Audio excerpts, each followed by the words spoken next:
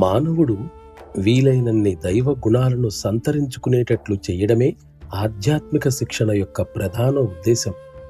ఇది నెరవేరనట్లయితే ఆ శిక్షణా విధానంలో లోపాలున్నట్లే. ఫలితంగా ఇది నిరుపయోగం అవుతుంది. మనిషి సక్రమంగా తీర్చిదిద్దబడటం అనేదే సరి అయిన శిక్షణా విధానం యొక్క సహజ ఫలితం అవ్వాలి. అంటే ఇంద్రియాలు, మానసిక శక్తులన్నింటినీ వినియోగించటంలో తగిన మితత్వాన్ని చూపుతూ మనస్సును సక్రమంగా తీర్చిదిద్దటమే. ఆ విధంగా మనల్ని సరిగ్గా తీర్చిదిద్దుకోవటానికి సమర్థ గురువు మార్గదర్శకత్వంలో సరి అయిన శిక్షణ పొందటమే అన్నింటికన్నా అత్యంత ముఖ్యమైన అంశం. లేనట్లయితే ఆధ్యాత్మిక రంగంలో ఉన్నత స్థితులు పొందటం ఎన్నటికీ సాధ్యం కాదు. చాలామంది ఏదో రకంగా భగవంతుడి పట్ల సహజంగానే మొగ్గు చూపుతారు. అయితే భగవత్ సాక్షాత్కారం పొందినవారు చాలా అరుదు.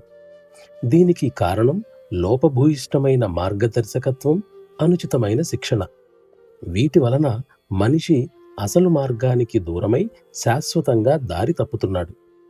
సామాన్య మానవునికి తాను పొందుతున్న శిక్షణ సరి అయిన దిశలో సాగుతోందో లేదో నిర్ణయించుకోగలగడం చాలా కష్టమైన పని.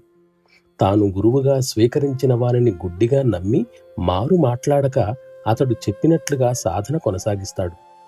ఆ గురువు తనను సరి అయిన మార్గంలో నడిపిస్తున్నాడు లేదోనని నిర్ధారించటం చాలా కష్టం. సాక్షాత్కారాన్ని గురించిన విషయాలలో ఏమాత్రం పరిజ్ఞానం లేని వారికి ఇది ఒక పెద్ద సమస్య.